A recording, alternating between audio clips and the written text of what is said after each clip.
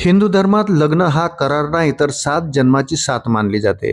हिंदू धर्मात विवाह संस्थेला महत्त्व आहे, तर त्यासोबतच लग्न ठरवताना वधू आणि वर हे एकाच गोत्रातील तर नाही ना याची कसून चौकशी करण्यात येते। असे विवाह टाळले जातात। गोत्र एकत्र असल्यावर वैवाहिक जीवनात मोठं संकट येते का?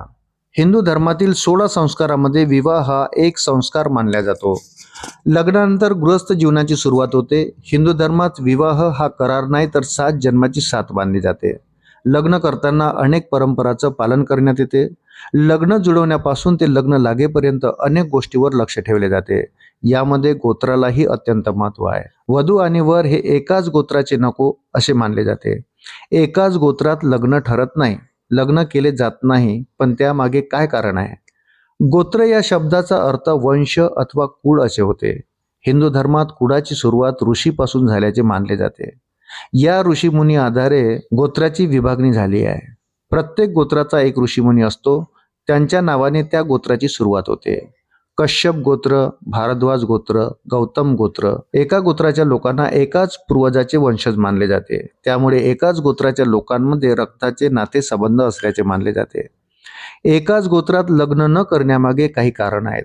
हिंदू धर्मग्रंथानुसार एकाच गोत्रातील लोक हे भाऊ आणि बहीण असतात, कारण ते एकाच ऋषीचे वंशज असतात। त्यामुळे एकाच ऋषीच्या गोत्रात विवाह करणे निषिद्ध मानले जाते।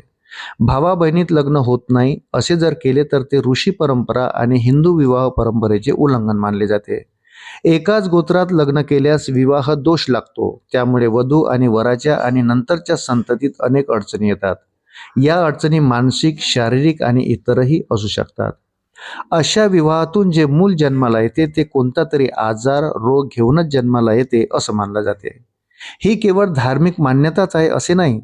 जर एकाच गोत्रात लग्न झाले तर अनेक अडचणींचा सामना करावा लागतो असे विज्ञान सांगते।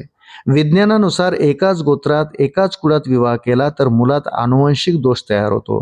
त्यांना मानसिक आणि शारीरिक व्याधीचा सामना करावा लागतो। त्यांच्या जीवनात पुढे अडचणी येतात। गुणसूत्रावर ही त्यांचा परिणाम दिसून येतो। मित्रांनो, व्हिडिओ जर आवडला असेल तर व्हिडिओला लाईक आणि आपण जर माझ्या चॅनलवर प्रथमच भेट देत असाल तर कृपया चॅनलला सबस्क्राईब करायला विसरू नका। भेटूया पुन्हा अशाच महत्त्वपूर्ण माहितीसोबत। तोपर्यंत धन्यवाद।